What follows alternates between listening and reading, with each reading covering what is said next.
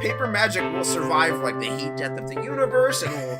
Oh, it's a smuggler's copter. Would you like to crew this? And then it crashes because they don't understand arithmetic. All your cards belong to me. 2 minutes into macing him in the eyeballs, I switched to pepper spray. He's like, it's all right, refreshing. And went back to the mace.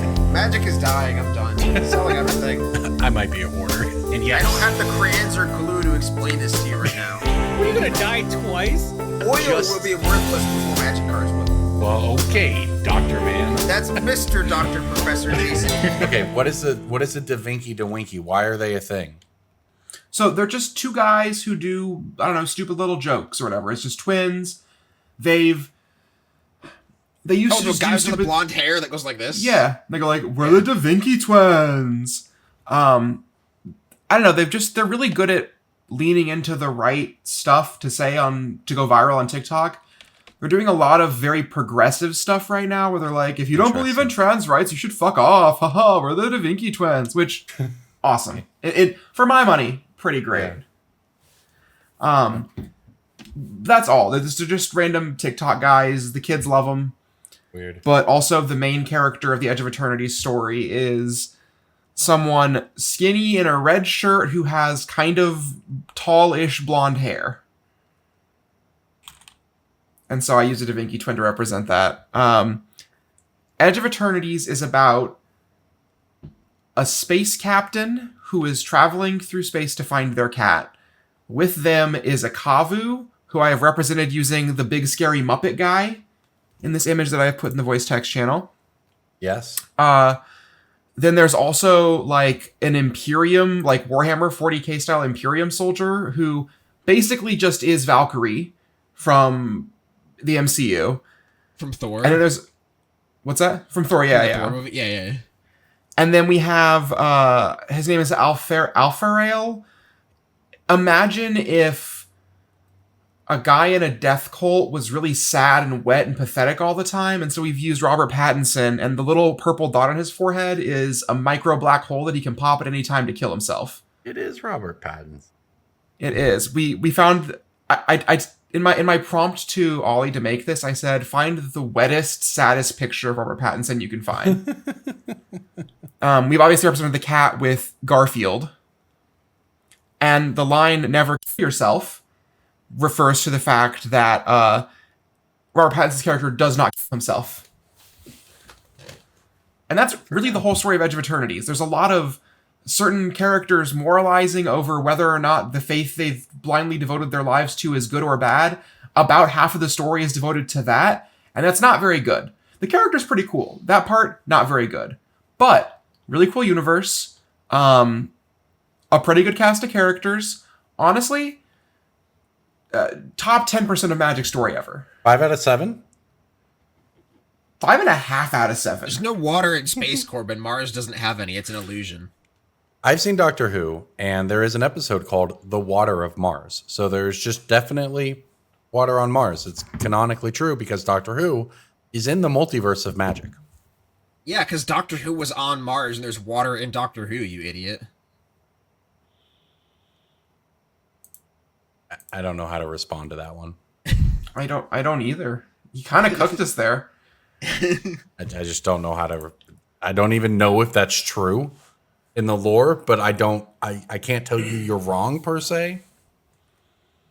Checkmate. Yeah, man.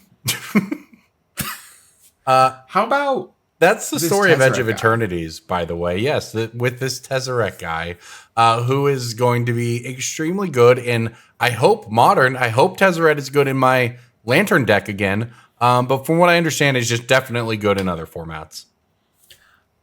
So, I think Tezzeret's probably pretty good in Modern because the card Moxopal got unbanned.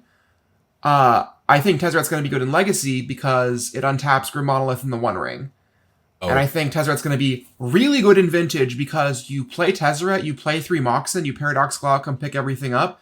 You replay the Tezzeret, you find the Black Lotus, you play another Paradox Glaucum.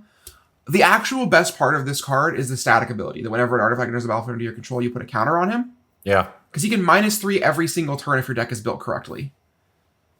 Or, in Vintage, you do this thing where you -3 a couple of times until you find your time... But while you Paradox Glaucum, pick him up, until you find your Time Vault.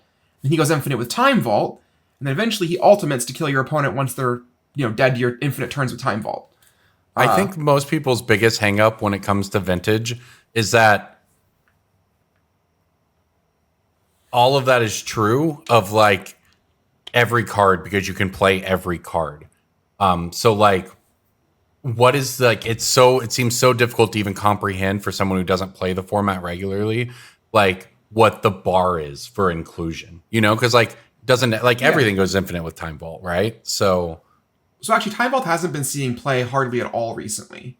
The real question with Tezzeret is Tezzeret good enough to not companion Lurrus? And I think the answer is yes, which I know is a strong statement. I also think Lurrus is the worst it's been in a while in Vintage. I think that there was a brief moment where the paradoxical outcome 4-color deck with Lurrus was far and away the best deck.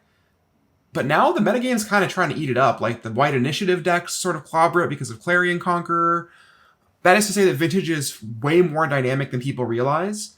And Tezzeret is a card that makes it worth including Time Vault because Tezzeret is so good at both the finding your Black Lotus and doing like the fast broken turns. It's really good at the slower games where you just like untap your mana crypt to get around a Sphere of Resistance or whatever. And it's also really good because it finds Portable Hole, which is a removal spell that can get rid of Null Rod in your artifact heavy decks in a format where Null Rod is a 4 is not all that uncommon in the main deck. The card just kind of slices, dices. It doesn't, break anything by itself, but it does enough little rolls well, which makes it the exact kind of card that can fit in high power formats. Given that, I think its power level scales with the card pool, but Modern has a big enough card pool these days that you could play a deck with Tezzeret and probably do some broken stuff. Why doesn't he cost blue anymore? So, far as I can tell, he's no longer aligned with any of the colors. He's only aligned to himself. In the story, like that's the whole thing, is that he is allied to nobody but himself now. I thought the answer was going to be so I could play it in my Lantern deck. Because I used to play 4-mana blue-black Tezzeret in that deck. But now I don't even have to worry about it. I can play whatever color. Tezzeret was blue because he was tied to the Ethereum of Alara. Right. And then he became blue-black once Nicol Bolas' influence affected him. And then I believe he became blue again after that because... Was the one in M19 supposed to be pre-Bolas Tezzeret, or was it just a random... Gosh, I don't know. It made Thopters. Regardless. After he got free from Bolas' clutches, his whole thing now is that he doesn't want to be...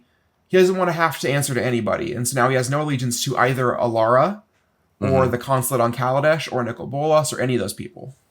Does that mean Ugin is self-interest only, though? Ugin's colorless for different reasons. But there's slivers? There is a so the actual thing is that the single Sliver card is to reference the fact that slivers have existed in space before. In the story, they kept referring to slivers as something they only ever heard about on TV. Or in movies, rather. So, like, slivers are maybe, like, kind of like dinosaurs in space. Like, they're, like, extinct. Huh. Which I think is, like, a cool, weird thing. I'm vaguely interested in the sci-fi story aspect of this, so I should probably go read it. I didn't know if it was going to be sort of a slivers or like tribbles kind of thing, Slivers are like described as super terrifying, horrifying monsters that used to, ravage space or whatever, and now they're just like they're fairy tales. Okay. It's at least in the Edge. That one card being sliver related in this set is enough to make people go out and buy a bunch of Sliver Queens, a bunch of Sliver Hives, a bunch of Sliver over... Like, wait, I thought there were a bunch of slivers. There is one Sliver card in this set, too. 2 Sliver cards in the set. There's the Sliver they're multiplying. So there's the actual card in the set, and there's the reprint of Sliver Overlord as a special guest, which is not negligible. Sure. A new opportunity to get one of the slivers for cheap means someone will buy the other ones, and they feel like they're getting a discount. They're going to girl math it. My Sliver Overlord was $20 off, so my Sliver Queen that's $20 more is basically free. If you didn't catch it, by the way, everybody, it's Brainstorm Brewery. We're talking about Edge of Eternities here. And Cass referencing the girl math there. There's definitely some after hours you should check out. Patreon.com/BSB. subscribe, you can get access to the Discord. You can also get access to the after hours where we did some pretty fun examples of that. But also, this story to me is not at all what I thought it was. I thought that the Slivers were attacking the space station. I haven't looked at any of the cards or read any of the. I mean, people have shown me some of the cards, but I've not gone and looked at any spoilers. I haven't read any of the story. When does this set even release? Isn't it like not until next month? And what's happening right now is a bunch of leaked cards. Next week is the pre-release. Oh, hell yeah. Okay, that's great. I was trying not to. Is the first day? I was trying not to edge. 25th is a Friday, I think. 25th is the first day of pre-release then. Ooh, I was trying not to edge too hard on it, you know. We can half away. Because like once I hear that things start leaking, it's like not that I'm not interested or whatever.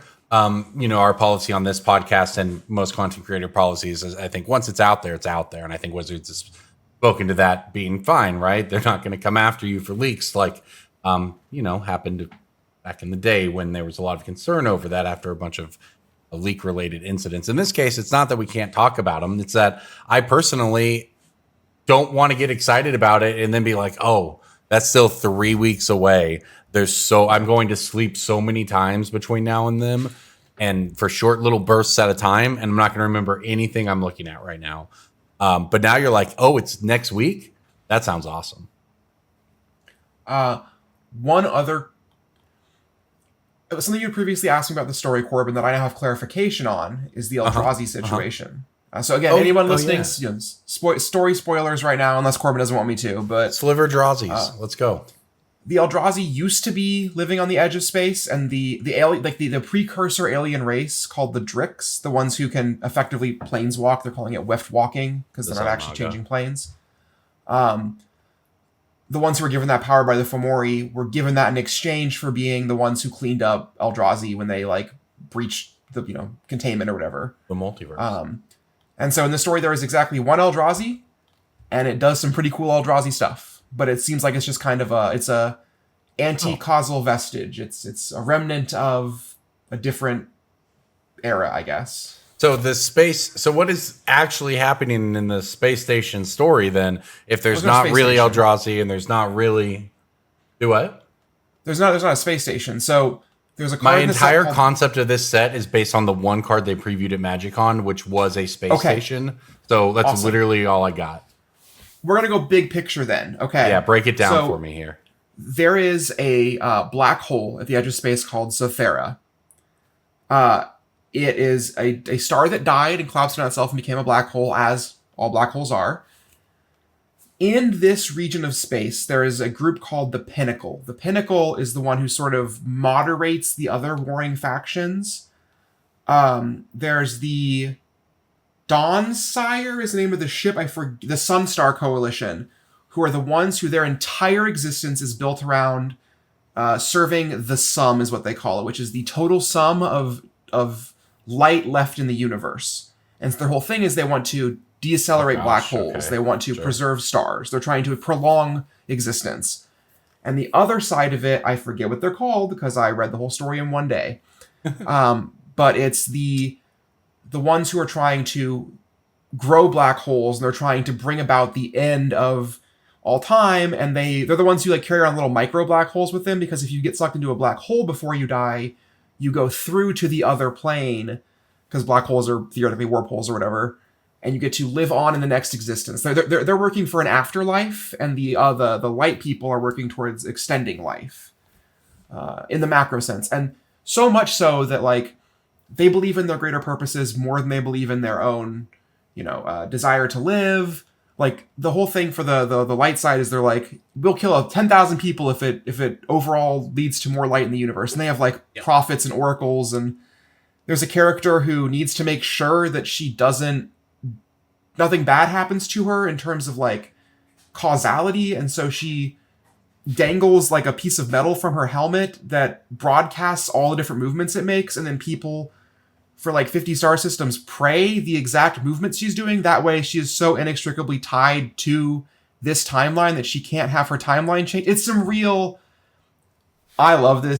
I love crunchy sci-fi, but also it's some real like There's timeline stuff. The story is told in revisions as different. It's kind of a choose your own adventure story, but ultimately all of the sections get read.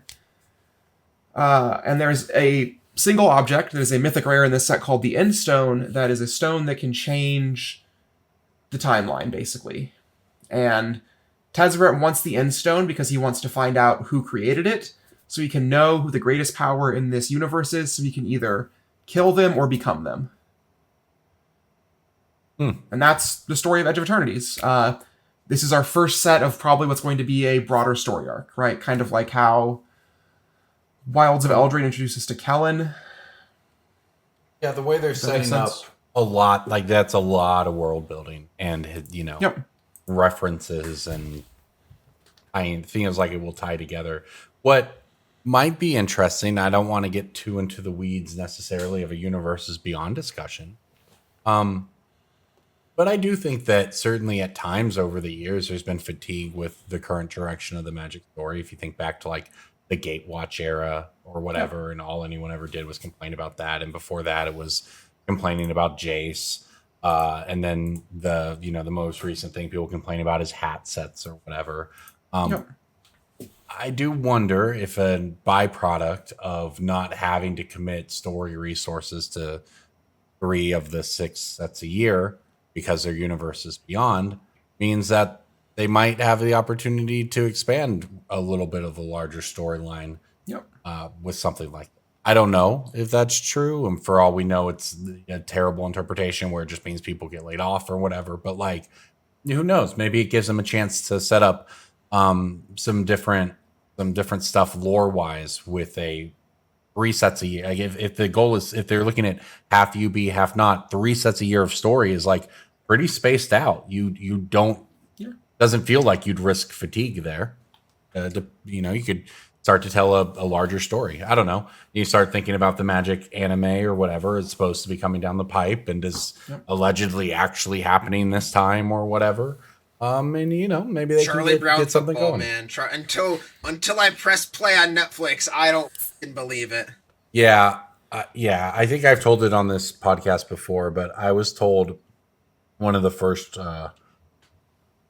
events I ever worked officially that Magic movie's coming, man. It's happening. And this was more than a decade. So yeah, I'm with you. With you on that one. That said, sometimes it does happen. Detective Pikachu was into development hell for some number of years, I believe, and then it turned out to be a banger of a movie. And it was pretty good. I loved it. I would love for another one. I think it was just the animation, honestly, that made it so good. Like the movie itself was fine. The animation on the Pokemon was just very good. It's like what everyone wanted Pokemon Arceus to be or whatever. I think one of the actual other things that Universes Beyond has allowed them to do is sort of shift the quote unquote the Overton window of what is acceptable as fantasy. Yeah. Edge of Eternities coming right off the heels of Final Fantasy makes some of the stuff not seem quite as outlandish in the in the traditional fantasy sense. Well, I ain't getting very followed much up by is- Spider-Man. Well, listen. For now, it holds true. After Spider-Man, we're going to get the New York plane. When I mixed it up with some Universes Beyond discourse online a few weeks ago, one of the things I learned out of the many hundreds of responses that I received and engaged with were people saying that basically when you ask people why they think Magic is dying because Universes Beyond, because it's not sales metrics, it's not people playing the game metrics. So what is it? Like, how can you just keep saying that this is killing Magic when even if we want to throw out the money part of it, simply more people are playing the game, right? That's good. And what I found out is that for some people, Magic is obviously many things, but for some people, they really, really felt that Magic was strongly and intricately tied to the high fantasy flavoring of not necessarily Dominaria, but that kind of old school swords and whatever you call it. I'm not familiar with D&D terminology or whatever, but like swords and sorcery kind of gameplay. They felt that aesthetic was key to Magic and actually thought that sets like Edge of Eternities or whatever their other What is example was. Mirrodin? Like Question Dusk, for the this is like it's like Duskmorn though, right? The DJ? Phyrexians were the first enemies. People hated Duskmorn because it was horror themes. You put modern horror tropes into my fantasy card game. This isn't a classic wizard. They found that to be more like offensive than Urza say had mechs. Lord of the Rings. Urza had battle mechs. Hey, Phyrexians were cyborgs. These are all Mirrodin good was like the counter-arguments. third block. It was like the fifth block, whatever. Arabian Nights was like the third set. Well, it depending on how you count. Arabian Nights classify it, is- Those yes. people always asterisk that one. I understand. Arabian Nights is scimitars and sorcery, not swords and sorcery, right? Like it's close enough. It's just that we're never. It's just like weird. You just like when you engage in Universes Beyond Discourse, and people want to pretend that you're just not allowed to bring up that this was actually what was intended was to. They use love other moving the works of goalpost. fantasy. Yeah, it's just like it's not even. It's not. It's like you're not even a goalpost. You're allowed to set. They just say it Corbin, doesn't stop count. talking. I am going to make a breaking bulk. Let's do it. Oh, Breaking bulk time. Breaking bulk time. Break. Oh, yeah, breaking bulk. There's so much good stuff. It's a pick. Breaking bulk. The end. Breaking Bulk, for anybody who is new to the podcast, Breaking Bulk is where we each pick a card. Card comes with an asterisk this week because I'm going to pull some. But we each pick a card and then name attributes of that card. So like colors, set, rarity, etc. And this card has to be something that you should probably be not putting in your bulk rare. Something that you should be picking out of your bulk and putting in your binder or your box or your Card Kingdom buy list or put it on your TCGPlayer store. Some sort of card that will help you make the game more affordable for yourself, which is what this podcast is all about. So, to break from that rule set I just mentioned, I have a effectively an entire type of card from Final Fantasy, and it's It's not- art cards. It is art cards. I knew it was pretty easy to guess. yeah. That's good. But it's good. It works. It's something that you have historically thrown out as a listener. Art cards are just bulk chaff that were just put into boosters at some point to satisfy some spreadsheet on a suit's quarterly report, and nobody knows really why they exist. There's never really been any huge demand to the point of the cards holding value. There have been some weird exceptions, like Elish Norn Junji Ito with the gold signature has historically been good. There have been some very hyper-specific other ones throughout the course of art cards, which were first introduced in Modern Horizons 1, maybe? I don't think it was one. No, it was Horizons. I feel like I remember Hogak and Arkham's Astrolabe being art cards. I remember the Wall of Swords art in particular. It's a weird one to die on, but okay. The art's really good. Okay. I always grabbed the Lord of the Rings art cards and just stashed them around my house. But they never became worth money. But they look cool. Well, the Final Fantasy ones, more so than any other set, are worth money. I'm pointing with both my fingers at my webcam. The one that made me realize these are worth money is Dion Bahamut's Dominant. I believe all the ones that are worth money are gold stamp signature ones, which are the ones you should be pulling out of bulk because they are signed, air quotes, by the artist. But stuff like the one where Sephiroth's destroying the village, Nibelheim's something, like Nibelheim of $20. Flame. Yep. Yeah, that one is $20, and all of these have consistent sales data. So if you look at TCGPlayer.com, and there's a little button on TCGPlayer.com that says View More Data, several sales per week, and the this fancy blonde guy with a spear consistently sells between $3 to $4 for the art card. Again, so you are opening your Final Fantasy boosters, you're like really hoping for that Surge Foil Sephiroth or that Yuna or Cloud or whatever, and all the other stuff's just kind of going by the wayside. Don't throw out the art cards. You have historically been right to do so, but not in this set specifically. Check them. They're kind of hard to scan because I imagine so. weirdness with technology, but Type them into Google. Yeah. Small correction. It's not Wall of Swords. That's not in Modern Horizons. It's Wall of 1,000 Cuts that has really good art. Wait, Wall of with Swords all is like this- an 8th edition or 7th edition card, right? I think it's an alpha you said card. Wall of 1,000 Cuts. I'm gonna look this up. I feel like I know. Wall what of this is. 1,000 Cuts. This is what I was thinking of. And this Yeah. is cool art. I'm not gonna lie. It's pretty cool art. Greg Staples went crazy on this one. Was this originally printed in this set, or is it? Yeah. Yeah. It was referencing Wall of Swords, which is very similar, but Wall of Swords is a 4-mana 3/5 defender flying from, was it an alpha? Yeah. That's what I was just going back to see how far it went. Yeah. Welcome to the Wallcast, where we talk about some of these walls. arts have gotten so much better. No offense to the originals, but they're not very good. The Portal Wall of Swords does go crazy, Corbin, though. were you good in 1993? Let's be real. Bro, the Did you 7th age edition better than the Wall of Swords art? Are you? No, the 7th edition Wall of Swords art though looks like a monster, like a mouth. It's kind of lit. That's what it looks like. Yeah, it's the sword wall cast. Breaking bulks. That's what we're doing. yeah. And I got a if breaking you- bulk. If you are listening to this podcast in your car and you're like, I'm not going to remember these, I'm going to get to my job where I have to like alphabetize chapsticks or something. If that's your job, I'm sorry, but then you can go home from your job and look at the spreadsheet that we update every week that has all of these picks on it. That's If you go right. to Patreon.com/BSB, you can look at our picks on a spreadsheet, and then you don't have to remember them. You can just be like, look at those real quick while you're sifting through bulk wares and try to ingrain them into your memory as you open up Netflix and watch the Magic the Gathering show, which is, if you're listening to this right now, it's probably fine. It's probably live. The show's probably live. It's a surprise drop between Just in now. case, or you're listening to the Friday. podcast like 5 years from now. Like you're going through the backlog, you got the One Piece of Magic podcast in your back pocket. Like you're on episode 600 something. Like We are in the One 2020. Piece of Magic podcasts. Yeah. True. That's true. True. I'm imagining somebody at the alphabetizing chapsticks factory holding up a peppermint and a persimmon and doing the alphabet in their head to remember which letter comes first. And that shit's so funny. I'm imagining, I'm also imagining Harry just shouting, "You have to listen to BSB 84.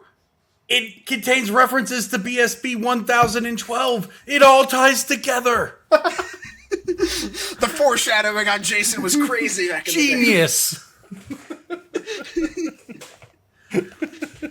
On her first guest appearance, you can really hear that Liz is going through a divorce. That's just true. People love One Piece, y'all. I have a friend who's watching through it with people who have watched through it already. And in the group chat, they're just always talking about it. And I don't know. It feels like it would be cool to accomplish watching that in my life, but also not. I don't know. Corbin, hear me out. I'll wait for it to finish. No, so that's psychotic. Because that like goes against the thing I was going to say is when One Piece finishes, it will be a cultural milestone that you will want to be there to experience with everyone else. That's fair. Is it going to Like, finish? I'll though? wait till it's done and like immediately get it spoiled is psychotic. Yeah. Well, So, look, it's like, gonna when finish Star when Wars Oda ends, dies. Okay. Because everything after that point is going to be worse. It's kind of like how the books after Frank Herbert died are not Yeah. very good. Yeah. Well, I like, pray we don't have a George R.R. Martin situation. Yeah, or like I'm also Yeah. like Star Wars is never gonna end, right? Like Star Wars ended. so Let's be real. well, exactly. Like I don't know. It feels like they kind of rebooted, but at the same time, like some of the new shows I believe are taking the Star Wars mythology further into the future.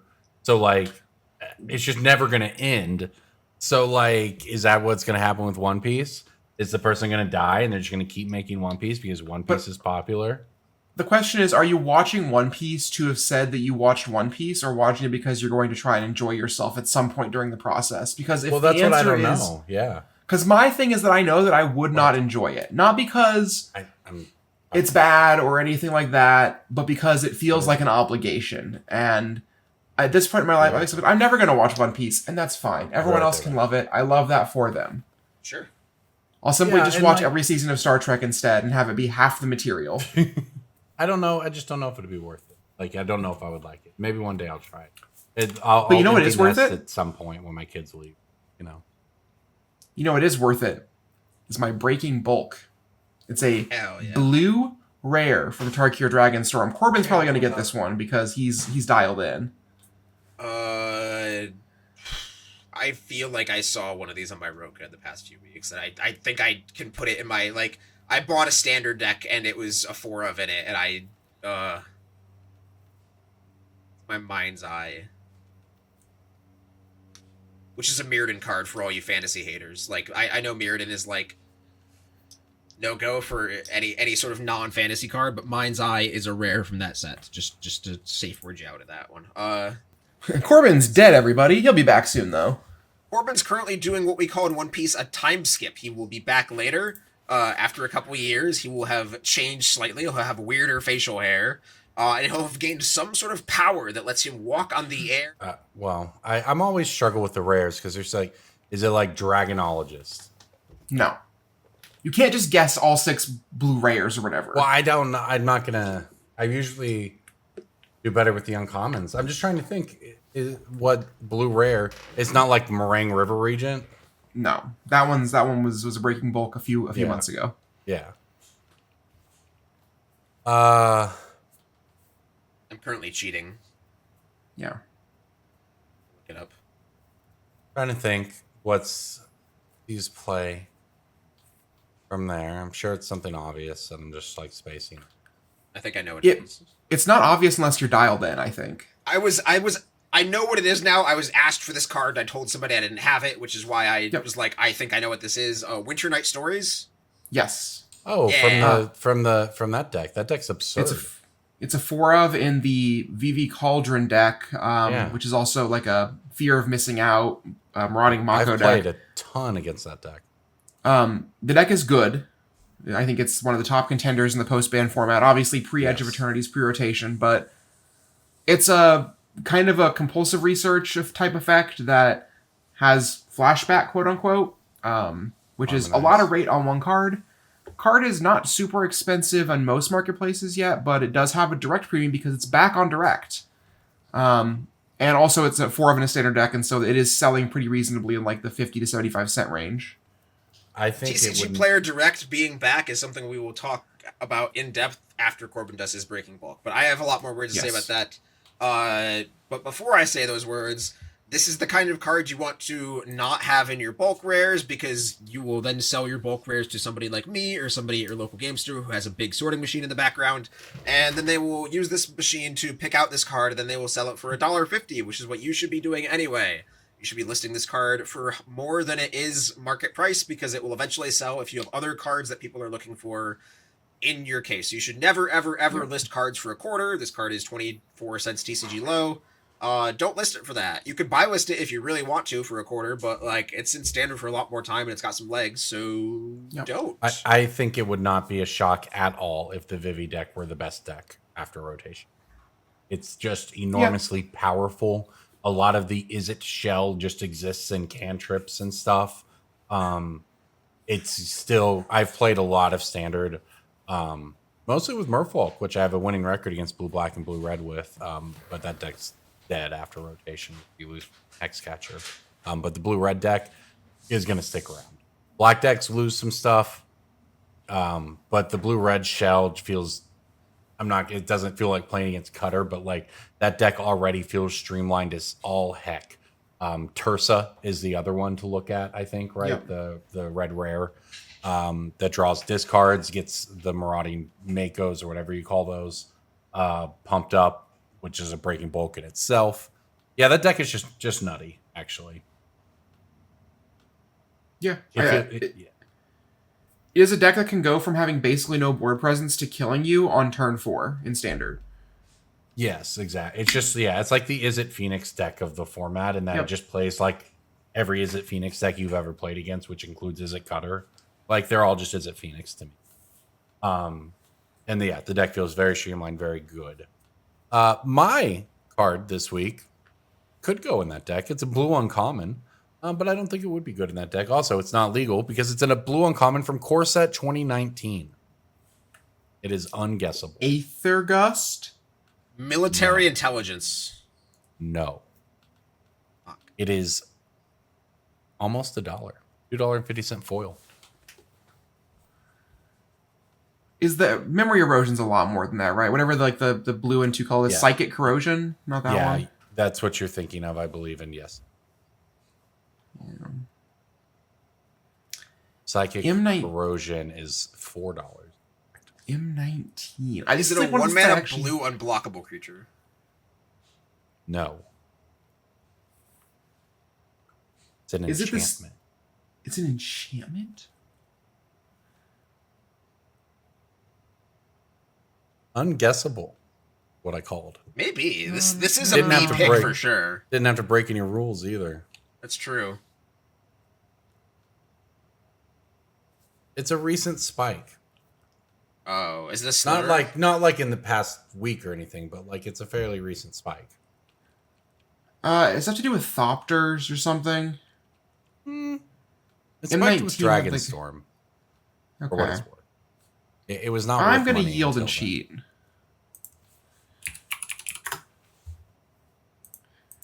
I realize that it's more fun to yield and then look it up and then say it out loud than it is to just yield.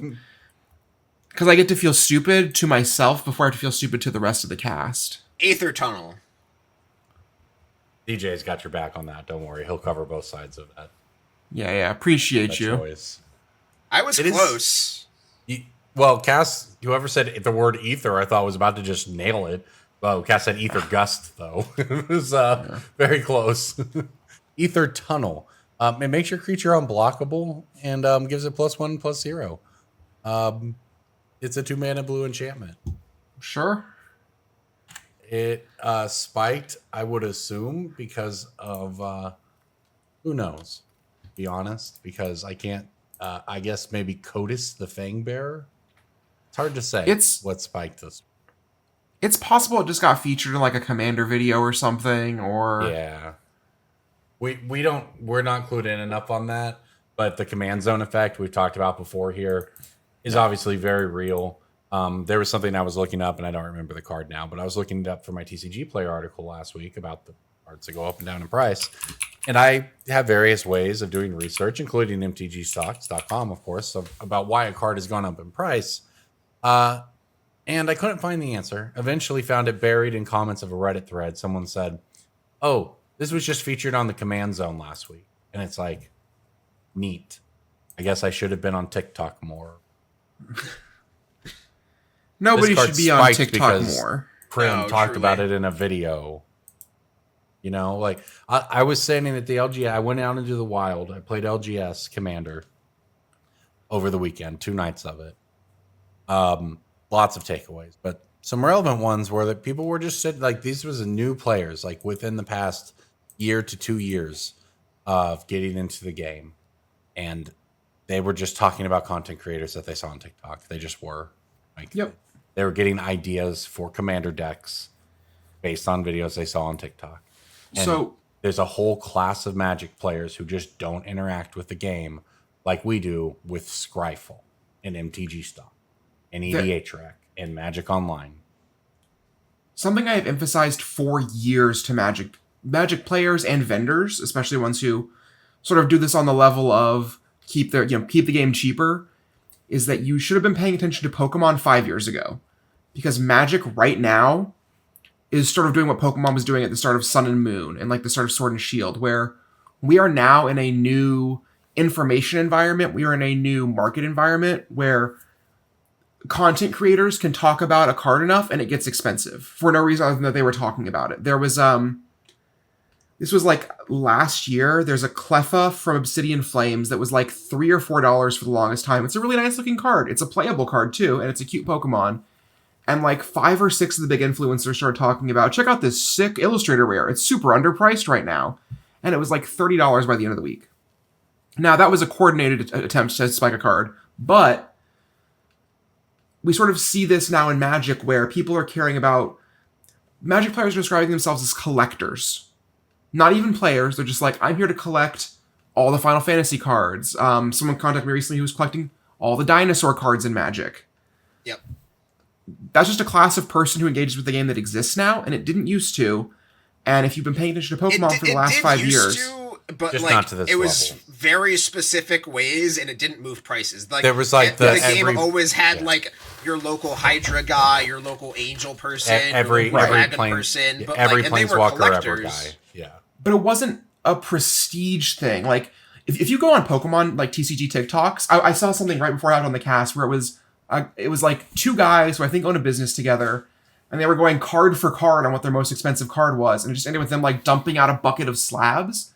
Like, it's like Rolexes. It's like the prestige of wealth is the point for a lot of people who collect this stuff. And whether you think that's good or bad, it doesn't matter. That is true. That is the world that we're living in, and Magic is at the beginning of that. And if you had paid attention to Pokemon for the last 5 years, even 10 years, even better, you would have a pretty good idea of where Magic is going. And I think it actually puts people who have spent that time to learn other markets at a really big advantage moving forward if they're able to actually leverage it. Yeah, like if you go to the Pokemon finance subreddit type things, there's a lot of people just like posing with their what do you call them? Gosh, name's escaping me. They're bundles. ETBs. Yeah, the ETBs, Elite Trainer Boxes, and the people will just set them up in decorative ways and then pose with them and say, "How'd I do?" or "Hit this amount in my collection." And it's like, that literally is the point. It's they put a lot of money into displaying their thing, and it is a whole lot of, oh, it'll go up in time, I'm making an investment, right? But it really is just a bunch of people who want to display this stuff, and enough of them do that that it eats up this limited supply that the Pokemon company makes, and all these cards go up.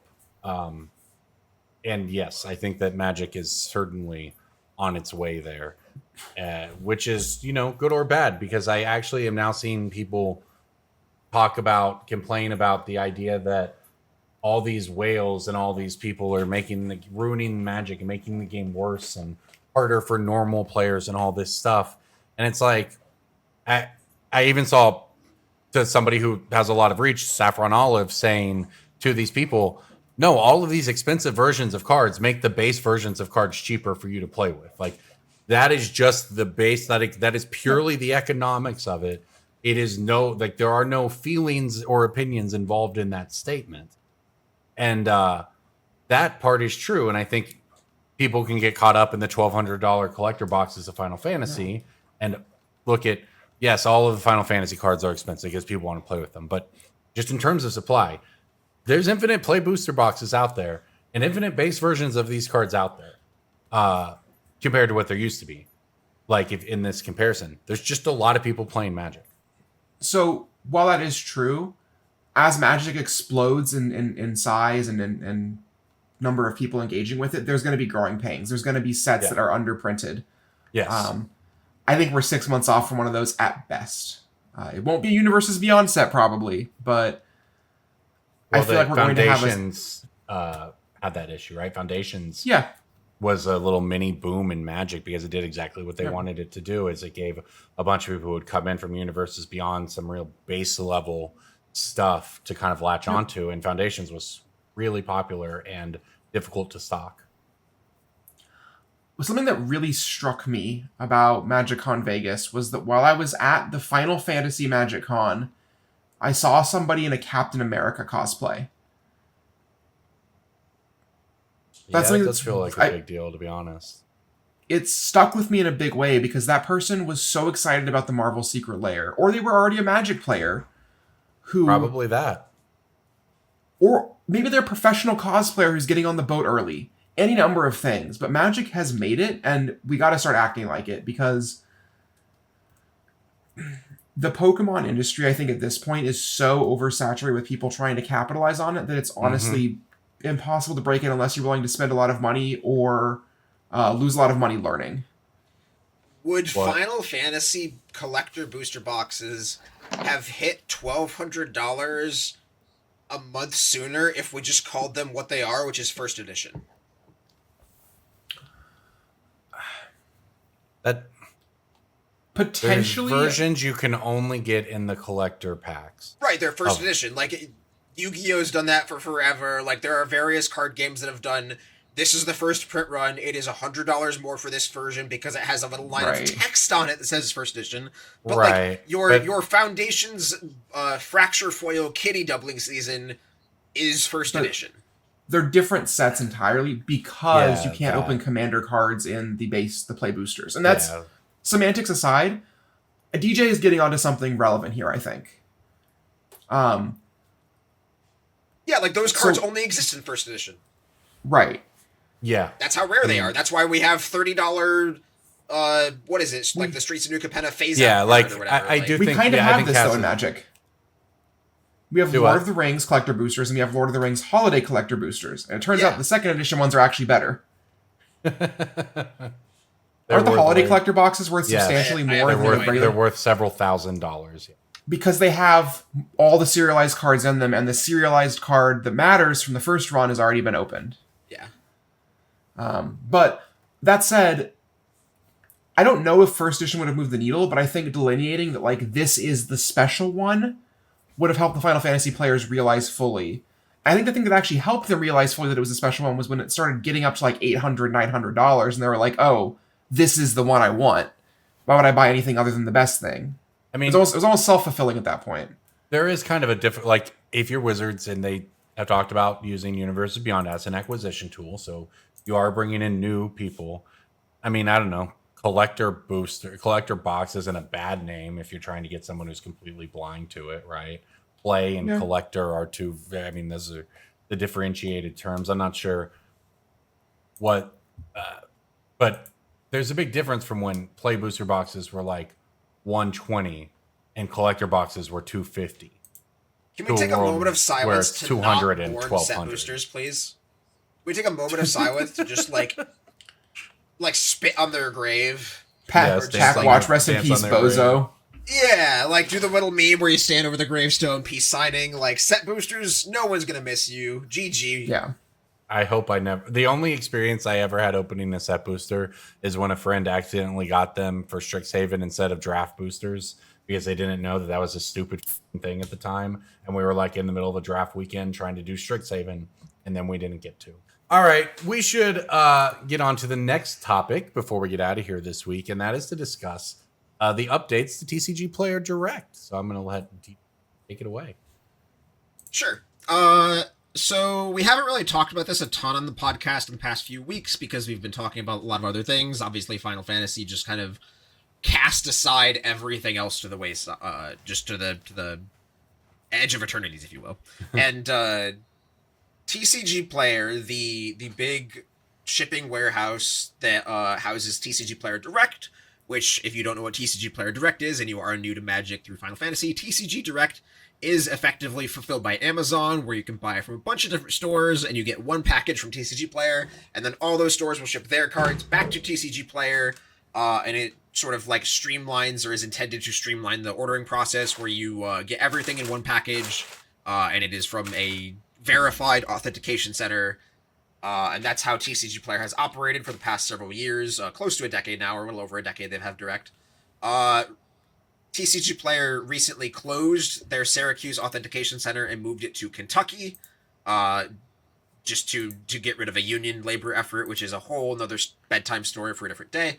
But the short version of that is that TCG said, hey, Direct is going to be down for a few days while we move our warehouse and drive down to Kentucky, to Louisville, and redo everything. And they said it's going to be cleaner, it's going to be faster, it's going to be better. We will rebuild it, and it'll be a nice, easy thing. And then it took longer than they said it would. And then it took even longer, and then it took even longer. So the short version is Direct has been down for a few weeks now. Stores that have a very, very large depth and breadth of inventory are doing very well, because the average Magic player still wants to get as few packages as possible without massively increasing the cost of their order. TCGPlayer does have a cart optimizer. It does not work. It has never worked in the past 15 years. So some stores are being able to use that to their advantage, not like maliciously, but like the algorithm ends up in their favor, where like some stores will get packages built for them that allow them to make a larger sale, just because shipping costs are very weird and expensive. And Direct is slowly starting to come back. Last week, I believe it was, Tarkir Dragonstorm and Final Fantasy came back, along with the most recent standard Pokemon set.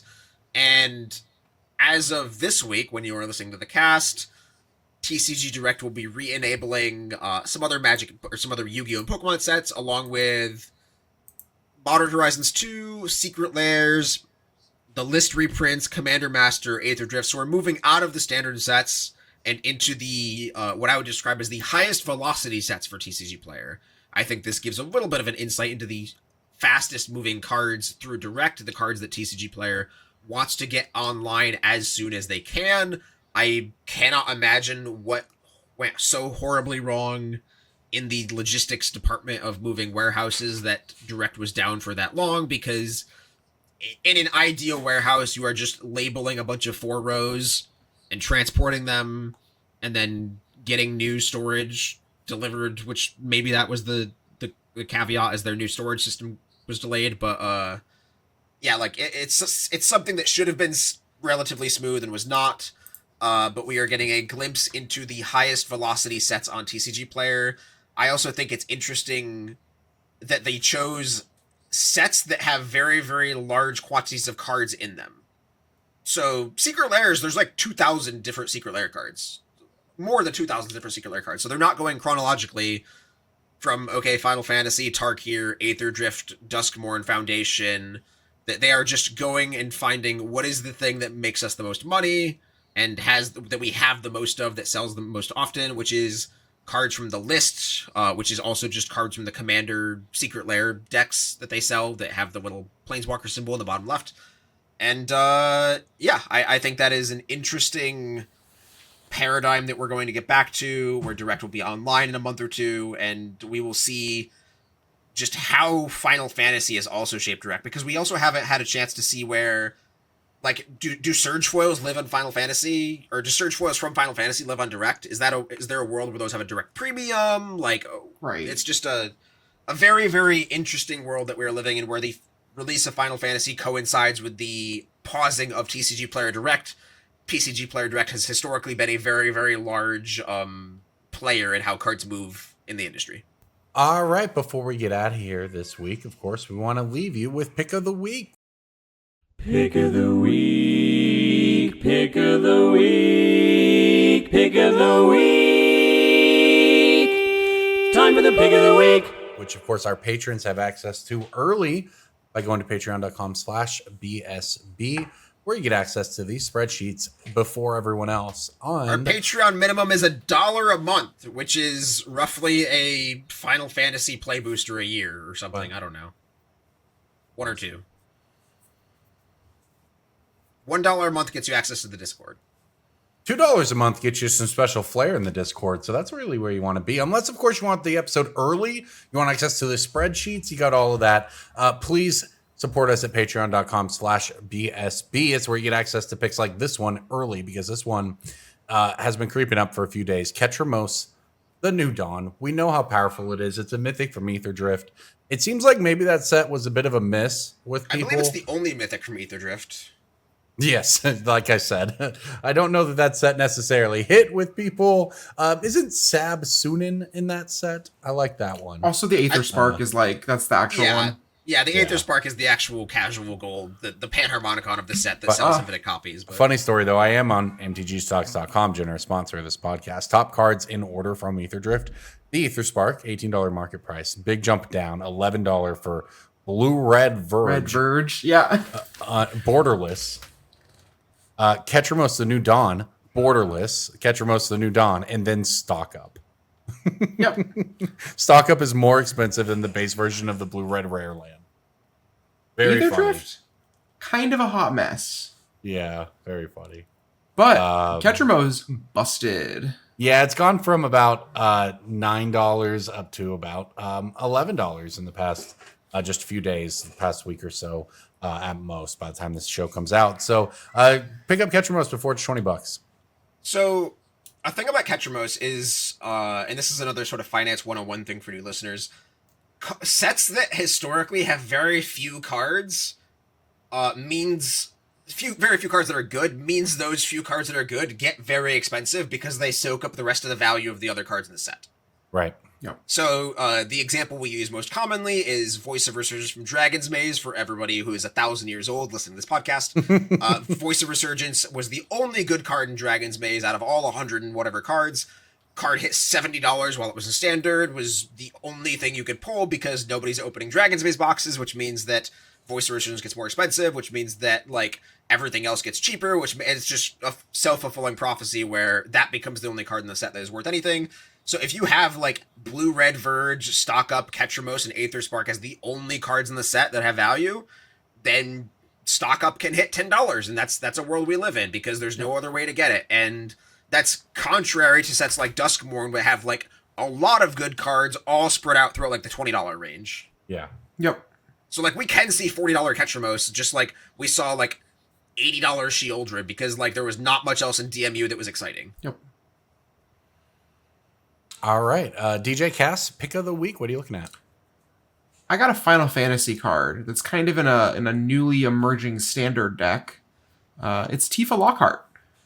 There is a mono green landfall deck that has top aided, like, it's gotten 4 or 5 placements across the last few standard challenges. Hell yeah. Fire Shoes top aided with one of the versions of the deck. It's just a Bristly Bill, Tifa Lockhart, Traveling Chocobo. You play Fabled Passage and Escape Tunnel in your mono green deck because they're just the fetch lands you're allowed to play. Deck kind of seems like it's well positioned. It has really, really powerful explosive draws of, like, turn 2 Tifa, turn 3 Giant Growth plus fetch land 16 or whatever. But also has pretty resilient draws with, like, Bristly Bill, and some people are even playing the Green Overlord.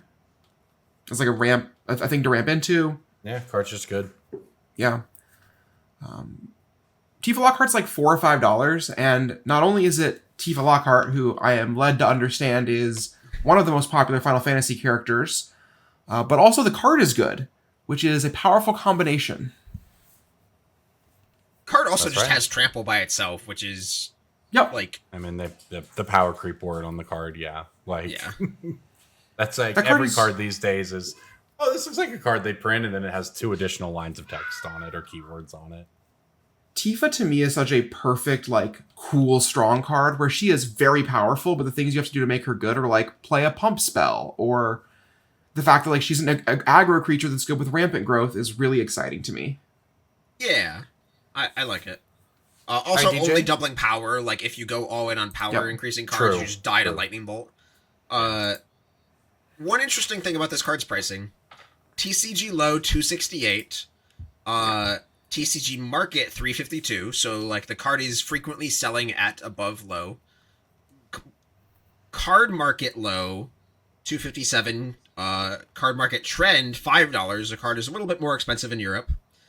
Card Kingdom, one of the largest buy lists, is paying $3.50, so TCG market, and they're willing to buy 422 copies at that number. So you are allowed to submit a buy list that has that many copies, and Card Kingdom's all-seeing algorithm says that's fine. We will sell them at $6.99, which is what they are currently selling them for. So that is the confidence in the market that both Europe and card market have. That's good data. Seems like a good DJ. pick. If you can get a set for $10 at your local game store, $12, $13 seems very, very good for the next few years. I agree, DJ. I am very smart. Thank you. Yes. That was all of me was just affirmations. Good my data, good pick is- take. My pick of the week is not Tifa Lockhart. That was Cass's pick. I want to reiterate that. Cass's pick, not mine. Mine is another weird one that breaks the rules of our games, although pick of the week has no rules. We've had somebody pick Beta Black Lotus before on the podcast. That is the thing that happened. My pick of the week is the Secret Lair Commander deck, Everyone's Invited. Yeah. Which is a mouthful to say. Secret Lair Commander deck started a few years ago with the coin flip one that famously took over a year to ship and arrive. They have since gotten much better at that, and all of these Secret Lair Commander decks have aged very well compared to their retail price. When the Angels one is famously like over $500 for the sealed product and sells just as is. Like that's wild that you can just pay $500 for an Angel precon and people are okay with it, which again speaks to the whole paradigm shift we have in this industry of people being okay with spending absurd amounts of money on the thing that they feel makes them special. How much do these cost when they came out? What's that? It was How much do these 200. cost when they came out? The Angel one was 150. I think they've historically been 150, and the reason that this is different is the Everyone's Invited deck was the first one to go from 150 to 200 retail in the Secret Lair store. Yeah. You can still buy this one on the Secret Lair site for $200. Yep. And they're also on TCGPlayer for $200, which means there are some number of people who are actively losing money transacting on this item because they bought it and either had to sell it later, or they bought it as part of a big bundle, or they bought it from somebody, whatever. But TCG Low and the Secret Lair store itself are identical prices on this product. The reason I am picking it is if you add up the value of every single special art card in this deck, that's like $240, and then you get like 90 other cards in the deck that are good cards. You get like Mutavault and like Black Market Connections. Rin and Siri, is that one of the Rin and Siri is like, you get a regular Rin and Siri, like you get like almost $100 in value of just non-foil cards from the deck. So this is a deck where retail, you can just buy it from the distributor, which is Wizards of the Coast Secret Lair store, and then crack it and have over $100 in EV before fees. So like you're not going to make all of that money just immediately. You can't just snap your fingers and sell the whole deck for TCG Low EV. But like, I think that speaks to the raw confidence of everyone in the cards in it. Like, there are people who want the Maskwood Nexus and are willing to pay $40 for it because it is shiny and weird, has an anime girl on it, and they don't want the rest of the cards in the deck, and that's fine. And if you are doing the labor of buying the deck, cracking it, listing it all, and then slow selling it, you will make a lot of money that you can then spend on other Magic cards and make this game more affordable for you. So I actually did the math on this earlier this week, I guess late last week. If you were to crack this deck, total up everything in it over $3, and sell it for 70% of low to a vendor, it's like $204. Yep. Like, you basically can go to the Secret Lair store, and depending on how much sales tax is in your state, buy this for effectively buy list, quote buy list. Yep. There's a number of cards in like just the regular deck that are $5 to $15. That's not even factoring the fact that you get like, you know, a Soul Ring, an Arcane Signet, an Arcane Signet, like Farseek, just a bunch of little nickel and dime things that add up when you're filling out a store. Or you're building out a commander decks, you know? Yeah, I mean, if you're someone who just wants to play too, it's also just really nice. I don't know, there's just a bunch of really powerful cards. Right. I actually went ahead and bought another round of 5 of these last week. I also re-upped on another product in the Secret Lair store that I can talk about next week on the cast. It's a little surprise. I don't think it's actionable anymore, but a little teaser for next week's pick of the week, maybe. Sure. All right, well, there you go. On that note, everybody, I think that probably wraps it for us here on Brainstorm Brewery. Reminder, you can get all of these picks early if you go to patreon.com/BSB. You can get access to the Discord, access to the picks early, access to the cast early, in addition to those after hours, which are always fun. So thank you, everybody, for listening to Brainstorm Brewery. We'll see you next week.